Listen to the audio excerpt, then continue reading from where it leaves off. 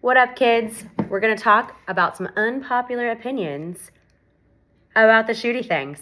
So, I get asked a lot. I just had a bunch of people recently, especially slide in my DMs, asking about, hey, what's a good first gun for me or XYZ lady in my life?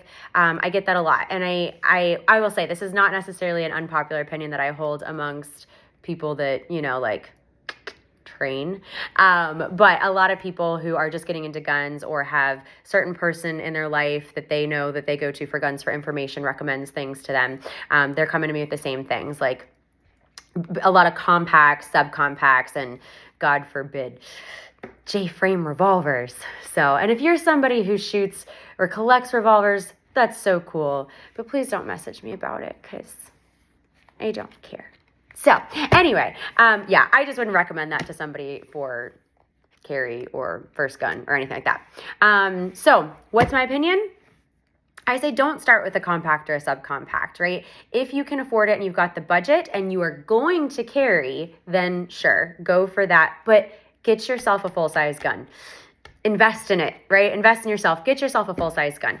And I say that for a couple of reasons. I have had people that started on compacts or subcompacts and they don't enjoy it, and they build kind of bad habits. I think a full-size gun is going to be a little bit easier to build good habits and fundamentals. It's also going to make it a lot easier to train at the range and build those good fundamentals in that will translate down to those smaller guns. I don't really personally see that going up the other way. A lot of people, if you train solely on compacts and subcompacts, I don't see that going up to full-size guns and having those same good fundamentals. And there's a few reasons why, right? Like I especially have a lot of people that say like, oh, for, XYZ, small girl in my life needs a small gun, right? Like, no, that's not how that works, right? It's called physics. Not that I pretend that I'm, great at that. But just in general, right? So you've got a big heavy gun like this or a full-size gun, even a polymer gun, right? And you've got more mass to help you fight that recoil. You've got more real estate for you to get your hands on it. And it's going to be a lot more comfortable shooting a caliber such as 9, right? You've got a small little gun like this, and especially depending on some people's hand size, it's very hard for them to get a good grip on that gun or comfortably have it. That's why they have the longer grip ones now. They've got pinky extensions, things like that. But the thing is I have a lot of new shooters and a lot of women that go straight to something like this, less rounds, which obviously is just more time consuming, reloading at the range to train, and it's just less comfortable. You can't, get your hands on there as well, and you're not building as good fundamentals. So with a full-size gun, I think it's a lot easier to work things like your grip, your trigger press, all of those things, and then that will translate down a lot of times to those smaller guns, but not the other way, as I said. So there you have it. My thought on this: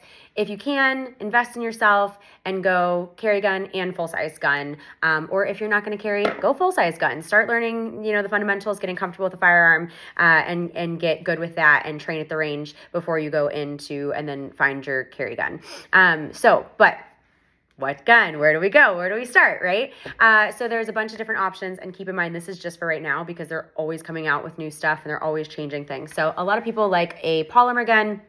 So like this, but full size, right? And they like that because they're reliable, they're safe, they are usually striker fired, so there's an internal firing mechanism. So again, that's that right reliability, and the trigger press usually feels the same every time, and they're light. So people like that for that reason. Some really common ones that people really like are, Glock 17, Smith & Wesson M&P, which they have a bunch of iterations of now. SIG P320, the X5, which is fancy version of the P320, CZ P10F, I'm a big CZ fan, the Walther Q5 or PDP. So all of those are, kind of a good thing to start looking at. You can always find YouTube reviews and spend hours going down rabbit holes on the internet.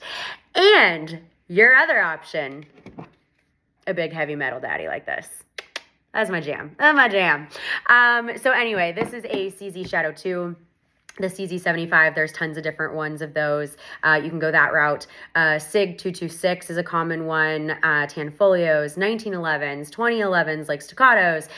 All of these are very popular as well, usually external hammer. I like them because they're heavy, and so I can still transition them just fine. But again, there's more mass. It helps me fight that recoil. I can 100% shoot them faster, and I just find them to be more like a Cadillac than a Toyota. Like, I just think that they're just a nicer ride. So I'm a metal gun fan. That's what works for me. Once you do get into carry, what are we talking about? So I carry a SIG 365. This is just the original one, like nothing fancy. So they have a couple of other cool things right now. So SIG 365 is a really common one. People like the Hellcat. I'm not a fan. The Glock 43 is another common one. There's a bunch of different iterations of all those, by the way. And then the Shield EZ line. So a lot of people complain like, hey, I can't, rack the gun that well. Well, first of all, it's a mechanics thing, right? So you're going to pull this side and push this side. So push pull, that's a big part of it. But the Shield EZ line, there's tons of different ones in that now, which are a little bit easier to rack the slide. Federal's come out with 30 super carry, and don't quote me on this, but especially now they have HST and punch, and they have found that it's got the same penetration as 9, but I think it's 30% less recoil. So that's another good one if somebody is looking for that same efficiency and effectiveness of a round, but less felt recoil and more capacity. They also now in the SIG have a bunch of I think macros and different things with more capacity. Staccato's got the CS coming out. I'm excited to try that. So that's going to be their carry gun. That is kind of the new hotness. So there's lots of different specific recommendations. Hopefully that helps, gives you a place to start looking for. But if anything, get out to the range and train. That is the most important part, right? Because you're not effective with a tool that you don't ever practice with. So you can go down all kinds of rabbit holes on the internet looking into this stuff further. But I hope that kind of helps answer some of these questions. If you have additional ones, feel free to put that down in the comments. And hopefully this gives you some good resources and a place to start. Thanks, y'all.